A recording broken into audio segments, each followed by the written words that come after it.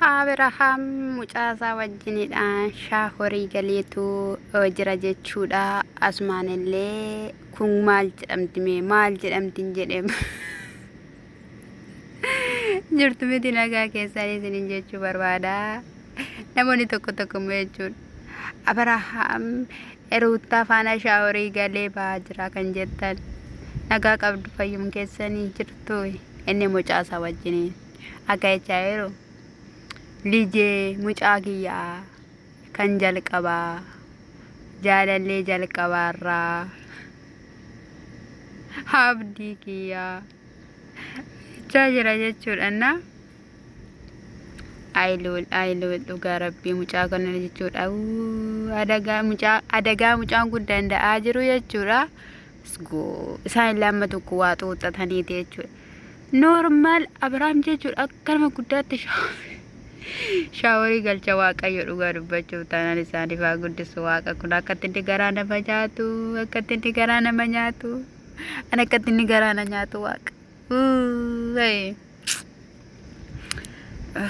dhugaa dubbachuuf taanaan garuu waaqayyomti dhugaa waaqaa jiraataayi baasewee haadhaa fi abbaadha kan waliif hin galle otoo isaan silaa tokkumanii otoo isaan nagaa buusanii jechuudha.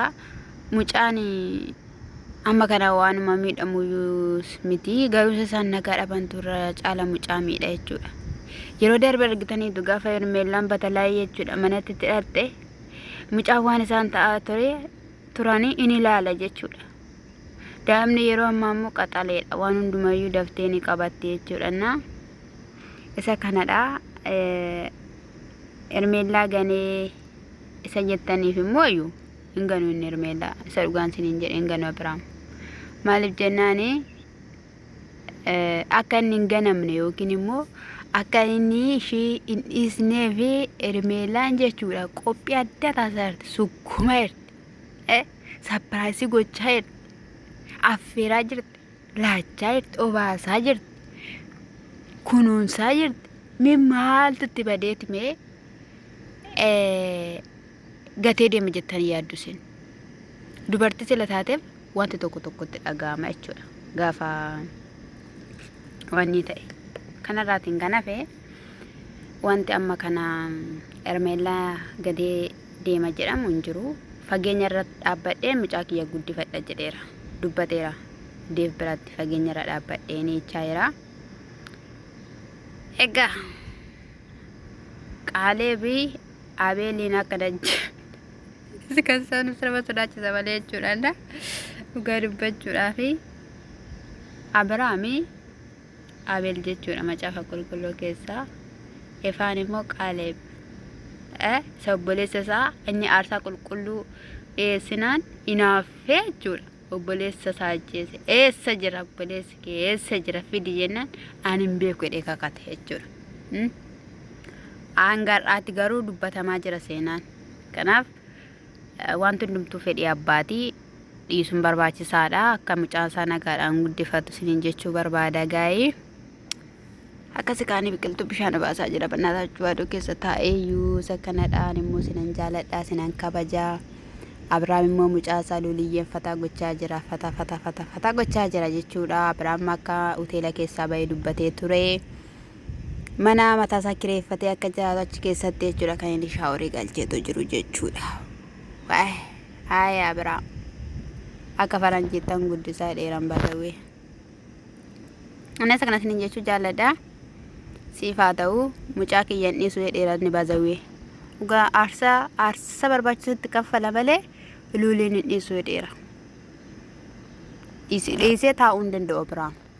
Amma bakka iddoo ruutaan gahiin maalii ruutaa biraan gahiin sobadha. Ruutaa bira dirqaman gaha.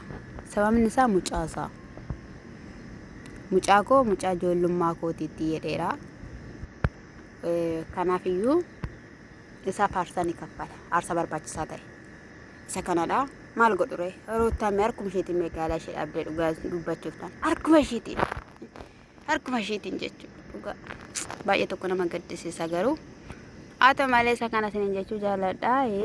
Anaaf subscribe like naa godha. Sin argaan jira ishee calleettanii teteessaniitu baay'ee diriirsa harka keessan eenyu dhufe subscribe godhareefi ana samona kana yu surprise tafanna kaata wante anas jaarsi kiya surprise na godha laata mo akkamiin dhufa mooyu in dhuftaay kan isin jedhan maal dhuftati si jammara si ati moodii media yum beetu ejawan nanje sitti bargeeffadhaame akka sakkasitti hojjetu jarreen tokko akka sakkasitti ani hojjanna gafan biyya galee naanini waan akkasiin beeku mangajillaa